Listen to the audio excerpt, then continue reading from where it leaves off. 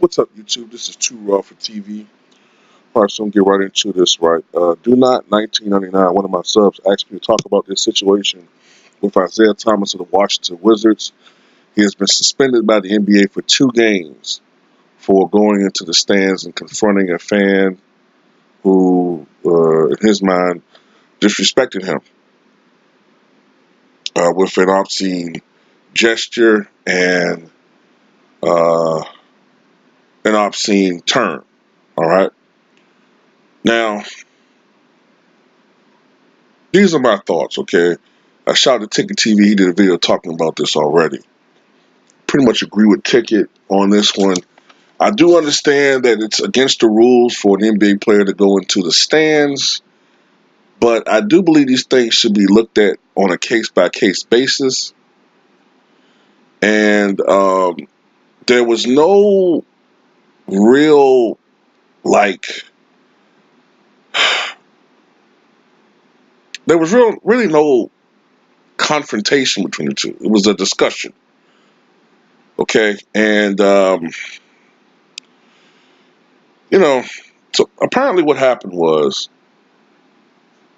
Isaiah Thomas at the foul line, and he made 1 or 2 free throws, and the fan blurted something out to the effect of "fuck you, bitch" or something like that, while putting up his middle fingers.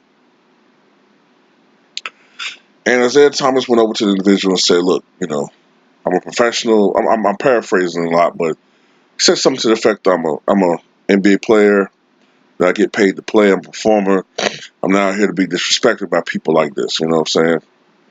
So then the fan apologized and said, "I'm sorry. Look, I was really just trying to get a free Frosty because I think the Sixers have some type of policy where if the fans could make a guy, I think, ice at the foul line or something like that, they can get like a free beverage, a free Frosty or something like that, courtesy of Wendy's. I think it's something like that." So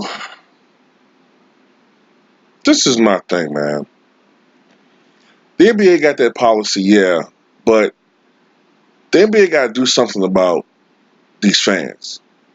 It's getting worse, and if the NBA doesn't do something about it, it's going to be a perfect storm situation where we might have a repeat of what happened 15 years ago. It was okay.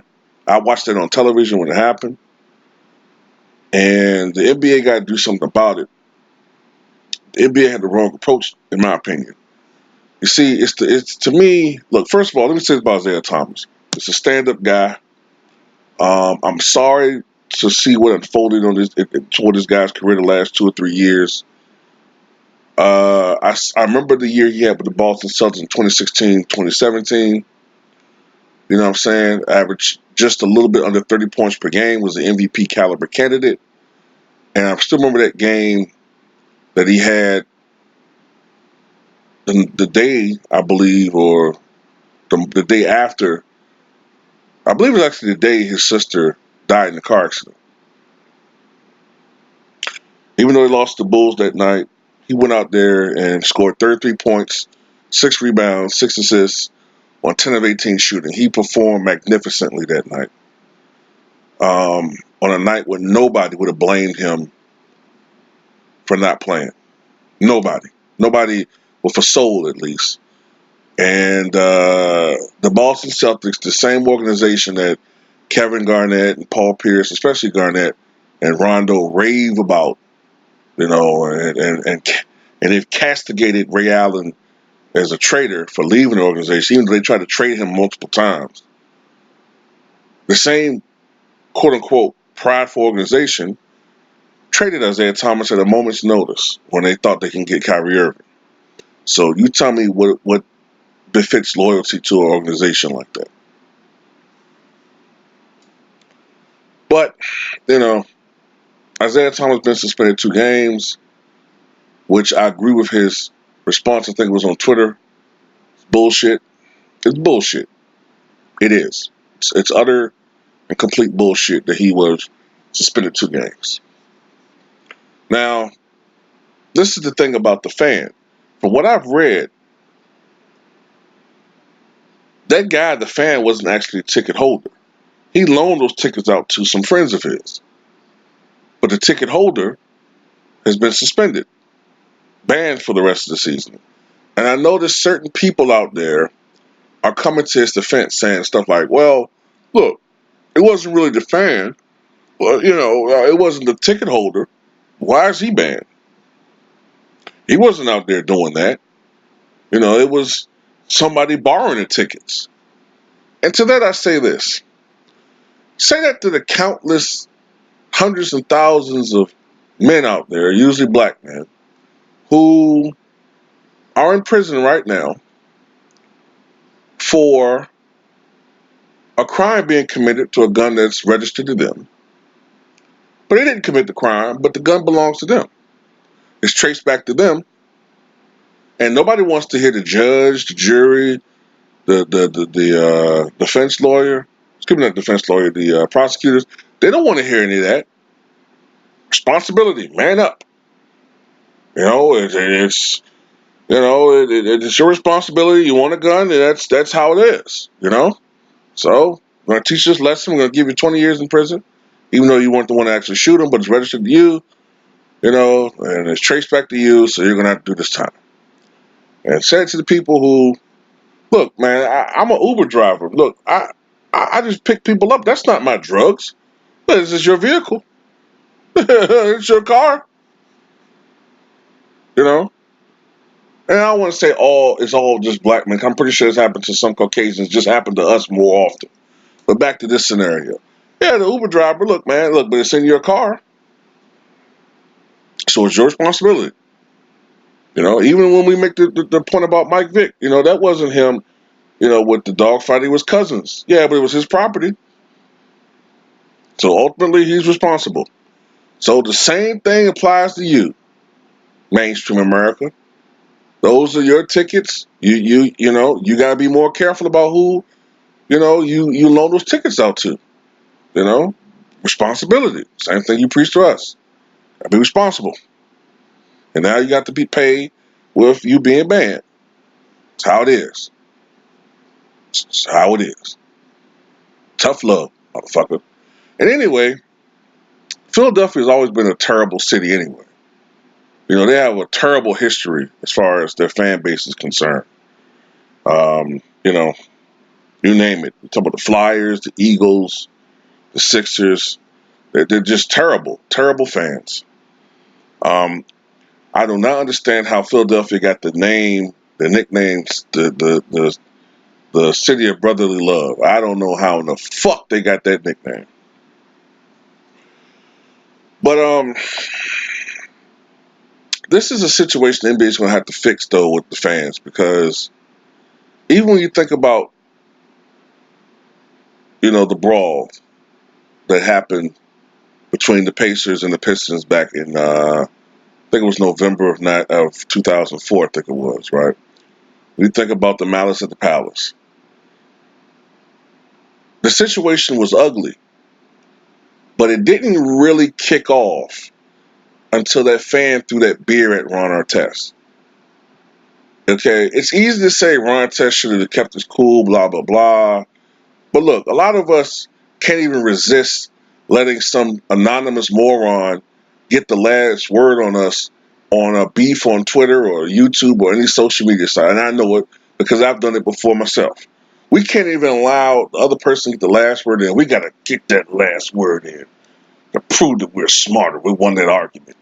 But we got the nerve to tell these guys who are going through the heat of battle out there in the court with literally millions watching on television and hundreds of thousands, not millions, reading on television, newspapers. People still read newspapers back then in 2004, although it was starting to decline in circulation. But all these people watching us and being critical, all this pressure on us in these moments, critical moments. And if I remember correctly, the game was kind of a blowout going the Pacers' way.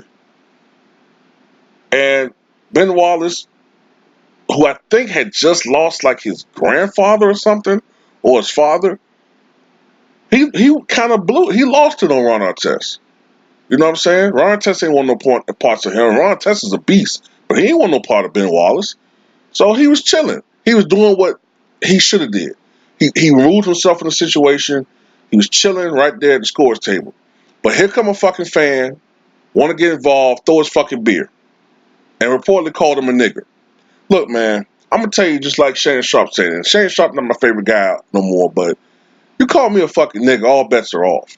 All right. Then you had a fan come on the court. The problem isn't the players, because these players have to deal with a lot of shit that you and I wouldn't be able to deal with. Okay? Yeah, they make a lot of money. They do. But there's a lot of stress to deal with being an NBA player. It's not all fun and games. They have to deal with a lot of shit, including people saying racist shit. DeMarcus Cousins, Russell Westbrook, you name it. I remember Vernon Maxwell got into it with a player in the stands. I remember reading about, and I think someone mentioned in a video with Ticket, Cedric Maxwell had an incident with the fans back in the early. This has been going on for years. Bill Russell, Wilt Chamberlain, all these guys heard that shit. It's the fans that are the problem with the NBA. See, you can't compare it to the NFL or the NHL or even Major League Baseball because there's a level of distance, especially with hockey and football. There's a level of distance between the fans and the players. Like with the players, you're like 30, 40 yards away from the fans. The NBA players, they're right here. They're right there. And the guys in the past, yeah, they would heckle you. They would call you a bum. They would say you can't play. But it was basketball. For the most part, it was basketball related. In this new age that we live in, this Trump verse we live in, I got to use that adjective because it's gotten worse since he got in office. I'm not trying to put everything on him, but he's made it acceptable to be a dick. People are saying things now that are openly racist, openly offensive, and expect that they have the right to say this. And if you confront about it, then they play the victim card. They play the race card. That's enough to get on your motherfucking nerves. And the NBA got to do something about these fans. Okay? The players, yeah, they're not supposed to go up there. Okay? Maybe you find Isaiah Thomas, but I don't think you ban him because he came up there, as an adult, wasn't rah, didn't say anything threatening. He diffused the situation like a man should. And then you suspend him 2 games? What is he, a little fucking boy? No, I don't agree with this at all.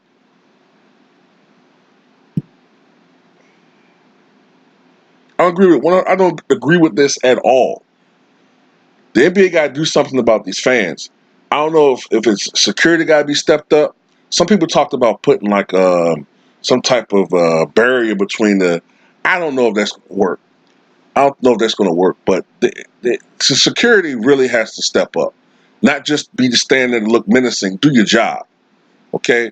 It's one thing to have the fans yell certain things, but there's a borderline. And the NBA has to institute that, like, when it gets to the point where you're yelling racial epithets or you're saying something disgusting about this person's family, making fun of a person's death in the family, that's a no-no. And these security officers need to be trained about this and escort these people out of these gangs before their situation gets to something like the Malice at the Palace. We don't want to see that again. All right? Because if you guys don't know this, and I'm going to educate you on something. One of the main reasons why the game is the way it is now is because of the Malice at the Palace. See, back then in 2004, the best teams in the NBA were the most physical teams. In 2004, the Pacers, Pistons, the Spurs, or at least the most defensive teams. I put it like that: the best defensive teams, the most physical teams. Those were the best teams in the NBA. The Lakers were just getting out of that Shaq Kobe era. Shaq had just been traded. It was a whole totally different game in 2004. A game that I actually prefer watching. Just me. Like I said, it's just my generation. I grew up watching that type of basketball. Now, it's took me 15 years to accept this type of basketball, but that's one of the main reasons. It took That was like a Chicxulub event. If you don't get that reference, it was like, the dinosaurs, what caused them to become extinct, like the meteor. That Masters of the Palace was like a meteor for the NBA, and it totally changed the landscape of basketball, and that's why the NBA has gotten away from the physicality of the game, because they think that'll diffuse the situation. It's not the players, it's the fans that made people nervous. They're like, oh, well, we don't want to make this thug ball. Let's bring some more Europeans in there. We're hemorrhaging white fans. Let's make the game more European friendly. Let's bring in more European players. And, is that working? Nope, because NBA ratings are down, right?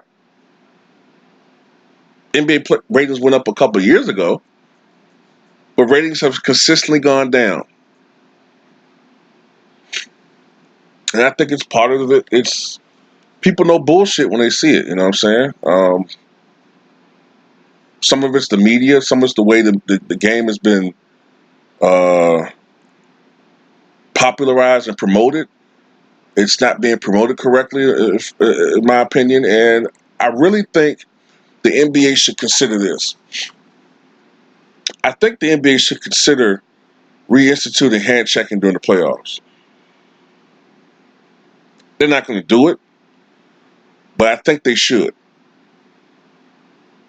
Just to appease some of us old school fans, man. And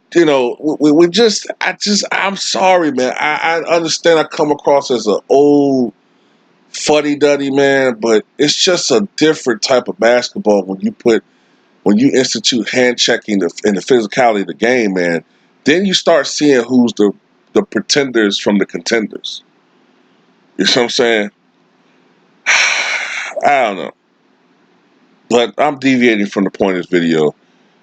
I don't think Isaiah Thomas should have been suspended. Maybe a fine. The fan being banned for a year. I guess that's just. You could argue that it should be longer than that. The only reason why I'm saying it, it might be just is because apparently it wasn't the ticket holder that did it. It was some friends of his who actually had the tickets. So, with that, okay, yeah, I do think the individual himself, though, who did that, should be banned for several years. Maybe banned for life, honestly.